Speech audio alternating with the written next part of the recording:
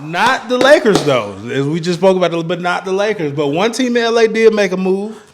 The Clippers did make a move. They huge move. A 3-team deal for them to land Marcus Morris and Isaiah Thomas.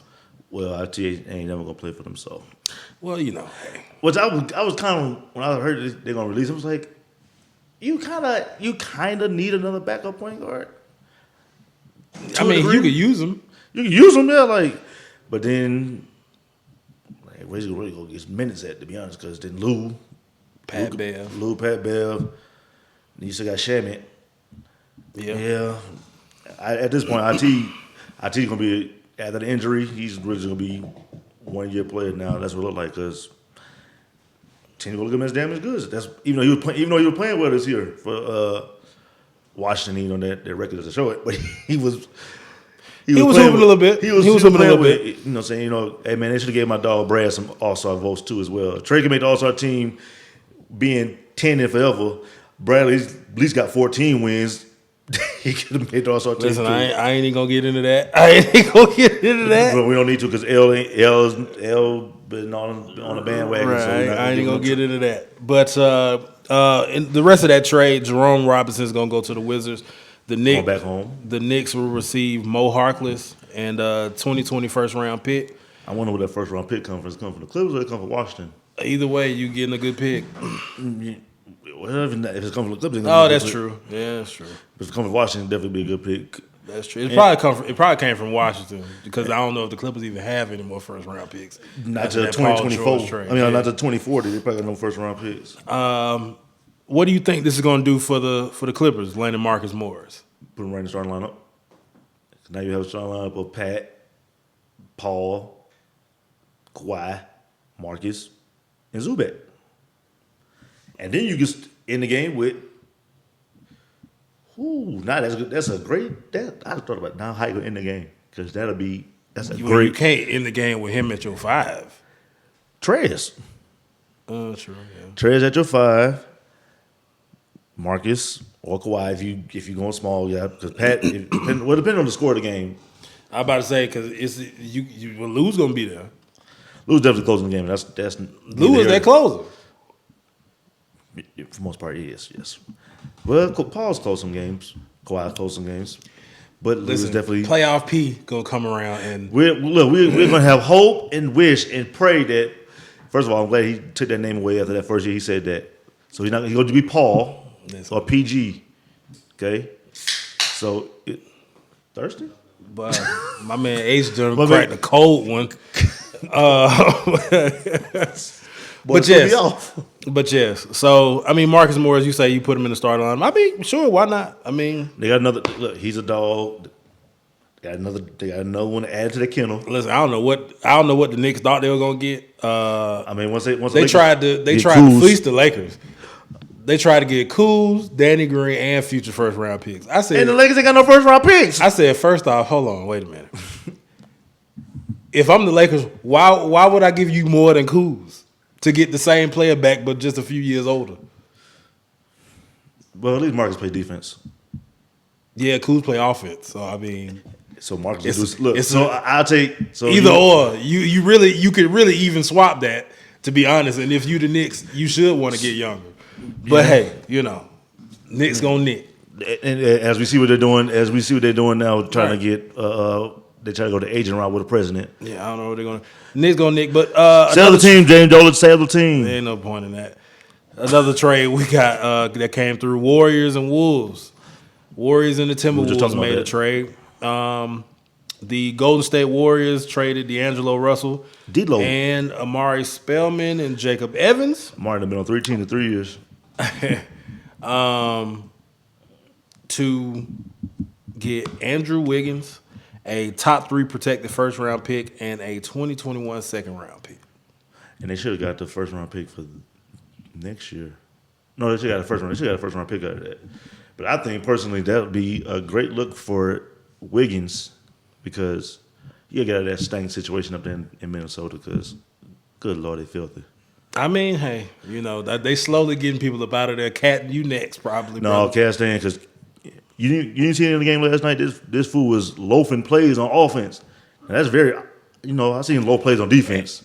Listen, we can't say that because Andrew Wiggins loafed the whole 2 seasons. So That's what I say. You got maybe change the scenery. You go to a winning culture. Listen, until not this year, but until Minnesota try to make some moves to win, it don't matter what they do. That's what I'm saying. That's why.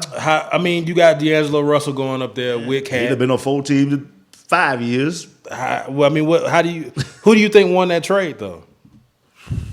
Short term or long term? Just this trade, right? Well, short term it'll probably be just for this year. It'll probably be Minnesota. Long term, I think it'll be Golden State because I think Wiggins once his jumper will get developed since he playing with them. We play with Steph and Clay. You also back in that very high luxury tax. That too, because good Lord, this boy's getting over 120. 26 mil. Do it this year. 20, damn 30 next year. 26 this year, 27 next year. The last 2 years, 31 and 33, I think, for the last 2. And he's gonna be 27. And Steph getting his 40, Clay getting his 35. He's gonna be making more than Steph, because Steph gonna be coming up in a year or 2. Steph gonna be coming up again, and Draymond getting his 25. So exactly. So I don't know all this talk that everybody talk about. They gonna get Giannis unless you try to flip. You're gonna have to sign and trade that. You're gonna be right back in the luxury tax again. You're gonna have to sign and trade that. That's the only way that works. That's the only way that works.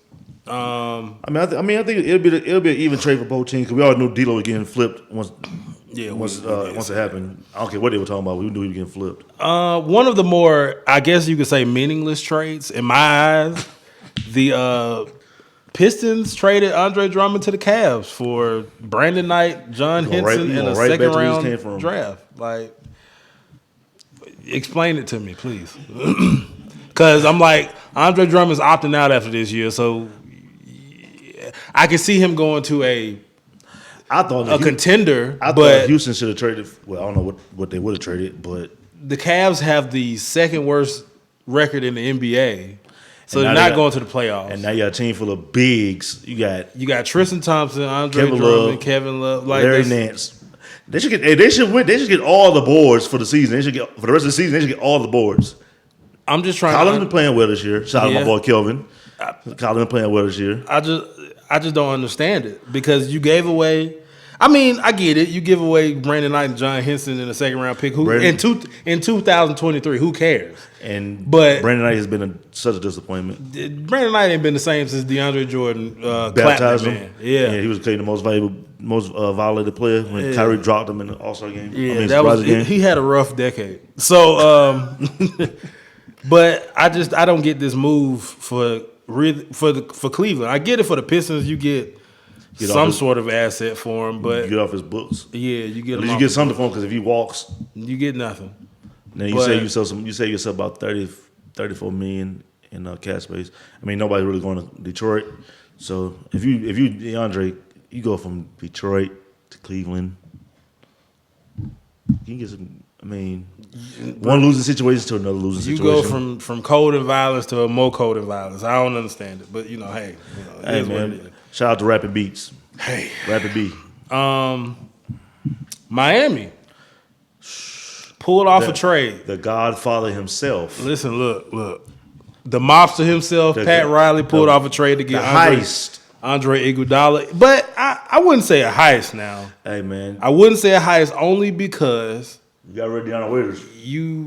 You get a 36-year-old Andre Iguodala who averaged 5 points last year. We all know Iggy's more contributions in the playoffs. We know that. But what is it at this age now? Like, he's not a great three-point shooter. He's not He's not a good free throw shooter. He's not going to the cup like that. He's really just a pretty good defender. You just traded for a veteran and a pretty good defender. And you picked up Jay Crowder too.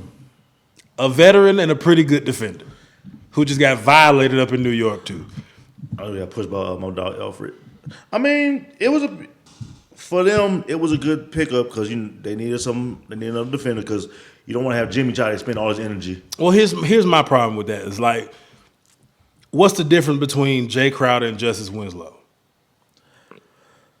Jay Crowder's available. Justice Winslow's never available. He will be later in the year. I think they said the boy missed 186 games in 4 years. Hey, man, listen. I mean, that's how the new players are made, I guess, you know. I mean, so, okay, if I'm Memphis. They have a young nucleus now. If I'm Memphis, I feel like I won this trade. I got Solomon Hill off my books.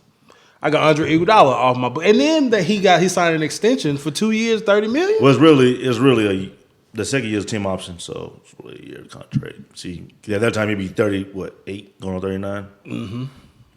But we all know what the play is for. In 2021, we all know what the play is for. The big man that's up there in Milwaukee, that's what the play is for. Hey, well, you have a good young team, no state taxes. I mean, it's very enticing. I mean, hey, Sunshine. The Heat traded Dion Waiters, Justice Winslow, James Johnson to Memphis for Andre Iguodala, Solomon Hill, and Jay Crowder. And I know one person, my dog Demetrius, is excited at getting rid of Dion Waiters. The Minnesota Timberwolves joined the deal.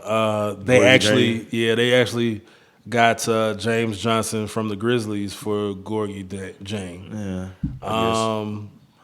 Yeah, I mean they were trying to get Danilo Gallinari, which I think they should have, but I feel like they would have been able being themselves, always being difficult with everything, because instead of just letting it happen, y'all in the playoffs, but how much noise y'all really gonna make? I mean, he's leaving after this year anyway. I heard the Lakers tried to ask him about Dennis Schroeder.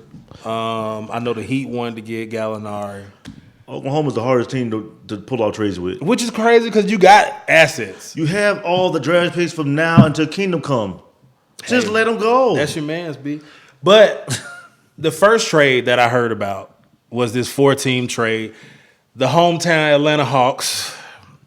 Got all the bigs. Another meaningless trade that I just don't understand it. But maybe somebody can explain it to me. The Houston Rockets acquired Robert Covington. You started there. They traded Clint Capella to the Hawks. It's not bad. You know. I'm not mad about that. Then Malik Beasley went to Minnesota. Yes, Malik Beasley and Juan Hernan-Gomez. Who else was in that trade? Who's the 4th team? So you got Denver, Houston, Minnesota, and Atlanta. Minnesota. Okay, that's right. The Timberwolves get 2 first-round picks. They get the Brooklyn pick from the Hawks. Yeah, which probably would have been a better late first rounder or middle first rounder. Mid first round. I'm not mad at that. Warriors also sent Glenn Robinson III, Alex Burks, and 76ers for picks. Kings acquired Jabari Parker and Alex Len for. And Dwayne Dedmon comes right back to what we just gave for up. Yep. And then the Hawks also get Scalabrese, so they just went all bigs. They have 5 centers now. Rockets also picked up Jordan Bell from the Grizzlies. And traded him for they traded Jordan Bell for Bruno Caboclo. We went to Memphis. 76ers trade James Enos to Orlando for a 2nd-round pick. Nuggets flip Shabazz Napier to the Wizards for my dog Jordan McRae. Jay McRae, yes, absolutely. Jordan McRae, ABL legend. ABL legend, you know, my dog, Tennessee. Overall, I'm going to be honest with you. I thought this trade deadline was going to be quiet. No, trade deadline is never really quiet. I mean, a lot of teams who are you see teams who are trying to make playoff push or in playoff push try to get better. Usually, what happens, like the top teams really made nothing, but you always got a buyout market, which happens within the next week. So you'll see a lot of players get bought out and then end up in other teams. So I'm pretty sure Milwaukee will probably pick up somebody like they do. The Lakers will probably get Darren Collison. Everybody's hooping the hell over that. I'm not. I think that'd be a decent pick because they need a. I mean, yeah, they need another. And they working on my dog. Yes, my dog Swish. He gonna get a free workout. Swish. Thank God. Then get him back in the league. Somebody please sign Jamal Crawford, Philadelphia 76ers. You need a scorer. Jamal Crawford's out there. So speaking of Philadelphia 76ers, we have we had a clip of Ben Simmons coming out just saying that, after their 24-point loss to the Heat? No, they got smacked. They lost to the Hawks. They got smacked by somebody else. They lost to Boston. They got smacked by Miami. Well, this particular quote came after the Heat game. Oh yeah. After they lost to the Heat with former 76ers Jimmy Buckets. That they played, they were soft. Yep. And a lot of people seem to believe that the 76ers have an issue in the locker room. And now Horford come out and say something. And some internal stuff that you don't supposed to say, but yeah. So, I mean, I know our resident Philadelphian is not here. He but jumped off the bandwagon, boy. But, I mean, I think Philly, they're going to have to make a move, whether it's moving somebody or it's too late to move somebody. But they're either going to have to move somebody or they're going to have to make a coaching change because I think Brett Brown has run his course there. You should have got rid of Brett Brown 2 years ago. I think Brett did his thing through the rebuild. Through the process. Now get him out, let somebody else run the ship. Yeah, I think it's time for a new voice. Because I think it's time for a new voice. They ain't listening to him. It's evident they ain't listening to him. It's time for a new voice, I think. But we're not going to harp on them. I'm pretty sure we're going to want to talk about them next week. As we both saw earlier today, the NBA All-Star game, All-Star draft happened tonight. So it's Team LeBron, Team Giannis. Team Giannis is going to wear number 24, and Cole. Team LeBron is going to wear number 2 for Gigi. And I'll also say that Giannis Antetokounmpo will never, ever. Well, we gonna get into we gonna get into why. We're gonna get into why. So pretty much we're gonna do a small breakdown of what we saw tonight. And y'all see why I say Giannis would never run my team. So LeBron had the first overall pick, and of course he went with his teammate Anthony Davis. Joel Embiid went first for Team Giannis. LeBron then went with Kawhi. Giannis went with Pascal Siakam. LeBron then went with Luka. Giannis went with Kemba Walker. And it was close because it was Trae Young, Kemba Walker, and James Harden left on the board. And Giannis, pretty much, they asked Giannis, well, you can always go with James Harden. And he said, I need somebody who's going to pass the ball. So he went with Kemba. And then Brown went with the beard. Giannis went with Trae Young to round off the all-star starters. So Trae Young, Kemba Walker, Pascal Siakam, Joel Embiid, and Giannis Antetokounmpo are going to be the starters for Team Giannis. Team LeBron, you're going to have LeBron, Anthony Davis, Kawhi, Luka, and the beard. James. So as you can already see, you're going to have pretty much Bron running the point on that one. It's going to be ugly. But so, of course, then you have the reserves. So Giannis had the first pick of the reserves. And, of course, he went with his own teammate with Milwaukee, Chris Middleton. And Bron went with the hottest player in the league right now, Dame Lillard. Giannis then went Bam Adebayo, which I was like, cool, nice pick. Bron went with Ben Simmons, his fellow Clutch Sports athlete. Giannis went center again with Rudy Gobert. And Bron went with, to match size, Bron went with the Joker. Giannis went with Jimmy Buckets. Bron went with Jason Tatum. Giannis then, in a surprise move, went with Kyle Lowry. And that was the mind-blowing move of the night. Yeah, and he went Kyle Lowry with Chris Paul, Russell Westbrook, and Donovan Mitchell, and Brandon Ingram still on the board. But, hey, Once again, like I said, we're my franchise. That's your man's, B. So, Bron then went with his best friend, Chris Paul. Giannis went Brandon Ingram. Bron went Rusty Westbrook. Giannis, Donovan Mitchell. Bron went Domantas Sabonis.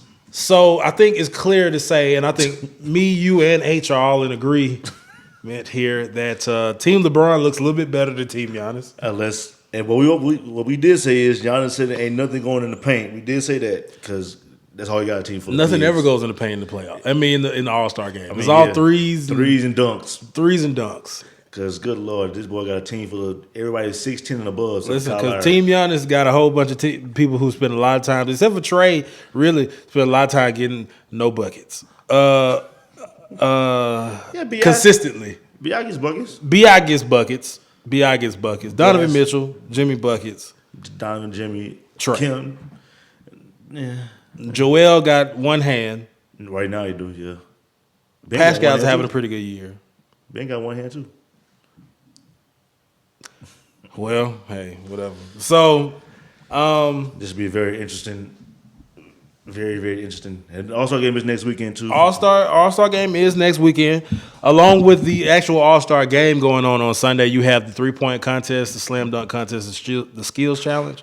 3-point contest, you have Dame Lillard, Trae Young, Zach LaVine, Buddy Hield, Duncan Robinson, Joe Harris, the defending champion, Davis Bertans, and Devontae Graham from the Hornets, most improved player candidate there. Slam dunk contest, you have Dwight Howard trying to relive the past, Aaron Gordon from the Magic, Derrick Jones, high fly from Jones, the Heat, and Pat Connaughton. That was a very surprising to me. I wasn't really expecting that. I don't want to be racist or rude. Pat got bounced though. First thing I thought of, I was like, "Oh shit, we got a white dude in the slam dunk contest. We lit." All right, skills challenge. Jason Tatum, Pascal Siakam, Bam Adebayo, DeMontis Sabonis, Patrick Beverly, Chris Middleton, Spencer Dinwiddie. I'm going to be honest with you, none of them impress me with their passing ability outside of maybe Spencer Dinwiddie. Patrick Beverly. He from Crib, so that's why I put him in it. Okay, sure. All right. He from Chicago. Okay. So I think he had to get in because Derrick Rose dropped out. Okay. I guess. I don't know. Sure, we'll go with it. So, Rising Stars Challenge. You had to unite the U.S. versus the world, and I'm gonna just give you the rosters, and y'all tell me if you think who you would go with. Zion, Trey, Ja Morant, Jaren Jackson, Tyler Hero, Kendrick Nunn, Eric Paschal, Devontae Graham, Miles Bridges, P.J. Washington. Can I say something about? Well, finish off about that, and I'll tell you I have a little slight problem with that. Okay. Luka Doncic, DeAndre Ayton, R.J. Barrett, Shai Gilgeous-Alexander. Nickeil Alexander-Walker. Cousins. Brandon Clark, Rui Hachimura, Mo Wagner, Shavi. Also for Detroit. Yes, he's from Ukraine, so as you can imagine, I can't pronounce that. Yeah, he went to Kansas. Mikal and Josh Okogie from the Timberwolves. Who the other dude? What you play for? Pistons. Josh Okogie? No, the other dude you said the name.